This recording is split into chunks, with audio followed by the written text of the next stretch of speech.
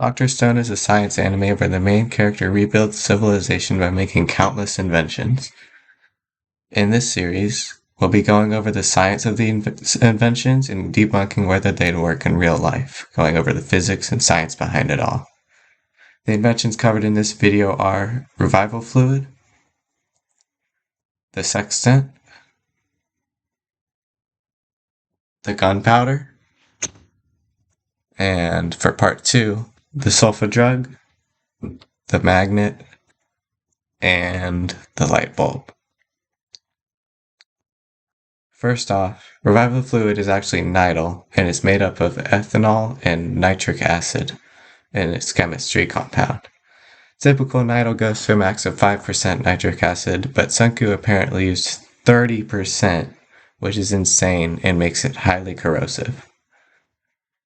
So, how much corrosion was actually necessary?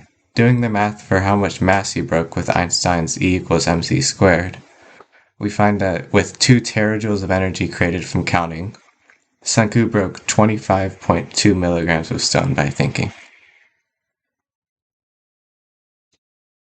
25.2 is super small, so why was it so corrosive?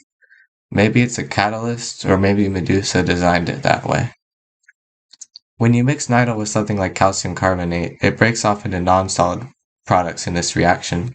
So there's a 2-to-1 mole ratio, which leads us to get 50.05 grams broken per liter of fluid. But kinetics tell a different story since it's first order in the fluid. Bat guano can make nitric acid, but it takes much more steps than what Senku did. So if he made it the perfect way, he'd have a molarity of 24, leading to 1,201.2 grams per liter. So that is way too much for 25.2 milligrams, so we had impure samples or it wasn't actually nitrile. Now for the sextant. Why was it messed up? We know a sextant works by calculating the angle between a celestial body and the horizon. Then with the time, you can figure out your latitude on the Earth. The only problem is, over 3,700 years of being trapped in stone, the Earth tilted. So instead of going around it like this, it looks like this. Say he pointed at the North Star instead. Pointing up at the North Pole normally would tell him the measurements perfectly, but because of rotation, the line would look like this. You can see that they don't match up here. Now for gunpowder, and I'll give you the real recipe. Senku made it with potassium nitrate, charcoal, and sulfur. This is actually what Civil War soldiers did when they barricaded and needed more gunpowder. Now this recipe used was 75, 15, and 10% respectively, and this does make real gunpowder, so do not try this at home. Now on to part 2.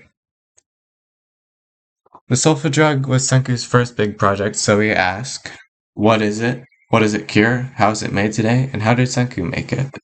Well, its main component is sulfonamide, which blocks the synthesis of folic acid in bacteria since they don't get it from food like we do. Now you can slap on an amino group to change its effects, and that'll make it an antibiotic. There's another way to make it with diuretic functions to expel liquid in the body, but I don't understand the chemistry behind it, so I won't go over it. So chemical manufacturers do a lot of steps to make it, specifically this, which is too much for me to explain, and you'll learn about it in organic chemistry though, so look to this guy. Now, you'd think Senku would go for the diuretic one to expel the liquid from Yuri's lungs, but instead he made the antibiotic to target the bacteria causing it. Now for the iron collected by the magnet, it's actually really sound, since iron makes up 32% of the Earth's mass. But isn't it underground? Yeah, but it also collects in rivers because rocks with iron erode and leave iron sand. You'll actually find it in AirPods or magnetic things around the beach. So what about the lightning strike? This is actually the natural maker of magnets called lodestones. The way it works is lightning sends an electric charge which makes a temporary magnetic field. But since the iron has special domains in it which point randomly normally, the temporary field corrects them and they attune to make a permanent magnetic field. So yes, the magnet was made correctly. What about the generator and the light bulb then? Well, this is the physics behind it. The Faraday disc takes 2 magnets and a copper ring, just like this. Senku used 2 to make more power, but it's the same idea. It spins and a magnetic field passes through between the 2 magnets. you can make a vector field through this, and it's a little more complicated, but we'll just use straight lines. You can then take a lone electron and it moves tangentially with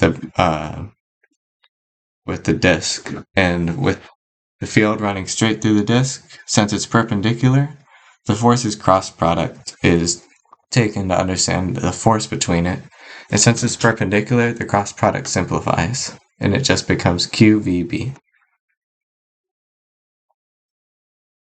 Then, since the disk is spinning, well, we can actually change it so that it becomes WRB in a second after we calculate the energy equation. So our energy is WRB, and we need to change this with R as energy changes throughout the disk. So we integrate from little r to big R throughout the disk. For Senku, this is our equation for the electromagnetic force, and for Senku we take these measurements and you'll get 2.2 volts after taking in these parameters. Now, he used bamboo, but in a special way. He carbonized it to make it ready for electricity, and carbonized bamboo looks like this. And he made it really short just so he could make it easy for himself. But to power a light bulb, you need 120 volts, which is 60 times the amount Senku would make. So Senku actually couldn't make the light bulb. Thank you for watching.